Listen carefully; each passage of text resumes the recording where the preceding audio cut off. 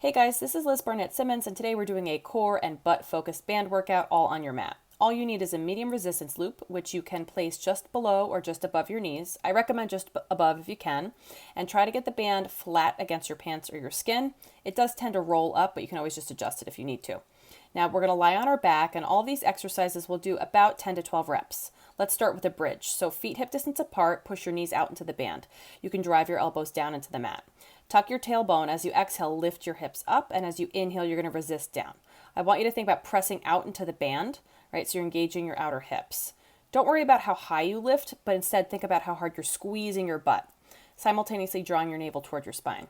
After your 10 reps, you're going to hold your hips up and stay really stable for a glute bridge march. So we'll do 10 of these, 5 on each side. Basically, as you exhale, draw your knee up to a 90-degree angle, okay, and you're pressing into that band. So as much as you're pressing your foot down into the floor, you're pressing your top thigh up into the band. The goal here is to keep your hips as still as possible, all right? It can help to even kind of touch your hip bones to make sure. After you do your 10 repetitions, you're going to hold one knee up at tabletop, the other foot at the floor, and we're doing single leg bridges. Keep that top knee pressing into the band, and you have exhaling as you lift up, inhaling as you lower down for 10 reps. You might notice you're not going to lift as high probably as with both feet on the floor, but that's totally fine. Think about squeezing where your butt meets your thigh.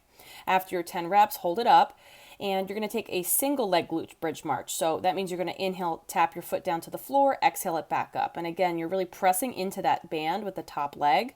Think about drawing your navel in toward your spine. The goal here is to keep your other leg, the one with the foot on the floor, as stable as possible. After your 10 repetitions, hold your top leg up. Make sure your hips are really square, and we're going to switch legs. So other leg lifts up to 90 degrees, inhale, lower down, exhale, lift up. Okay, the movement is coming from your hips, not your lower back. That's really important for bridges. I think a lot of people get that wrong. Keep pressing your top leg into the band and your bottom foot into the floor. After your 10 repetitions, we're going to hold up. And again, it's all about stabilizing those hips. Inhale, tap the top foot down, exhale it back up. You can almost imagine like there's a string connecting your top leg to your belly button. Exhale, pull your belly button in toward your spine. After your 10 reps, we're going to lower that foot down, lower the hips down to the ground. Next up, we're going to focus on the core a bit more with a dead bug variation. So anchor that lower back to the ground, draw your knees up to tabletop. Arms are extended up to the ceiling and turn your palms in.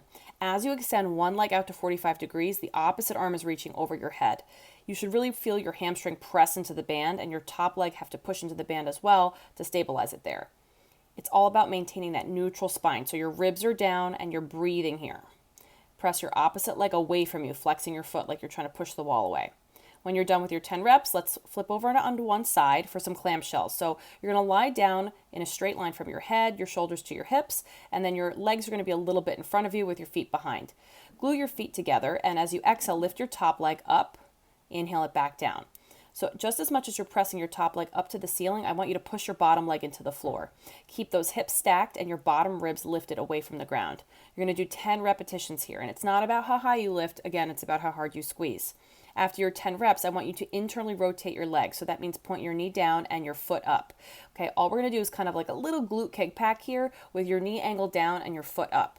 So notice there I got my white cabinet. I'm thinking about pressing my heel back behind me toward the cabinet. You should really feel your butt engage. After your 10 repetitions, you're going to lower your knee down and lower your foot down. We're going to alternate internal and external rotation. So knee down, foot down, knee down, foot down. You're going to do each of those 10 times. Try to keep your hips stacked. You really want to watch out for that top hip rolling open. Notice I'm using my top arm here for support. You should really feel the burn in your hips as you do this. You can shake it out, and then when you're ready, switch sides. So these exercises, by the way, are really great as a warm-up or a burnout. Excellent if you're a runner or a cyclist.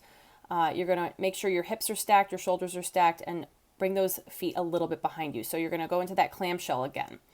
Usually we have one side that's a little stronger, one side that's a little weaker or tighter. Notice I'm trying to keep my bottom waistline up off the ground. So we got those 10 clamshells, and think about rotating from the hip itself. You're pressing your outer thigh into your band. After your 10 repetitions, we're going to go into internal rotation. So knee down, foot up. I'm using my top arm for support, and I'm thinking press back toward that chair behind me. Making sure as you press back, you're not arching your spine. Everything else is staying completely still and engaged. After your 10 repetitions, we'll alternate that internal and external rotation. Try to keep your chest open, shoulders stacked. Now, think foot down, knee up, knee down, foot up.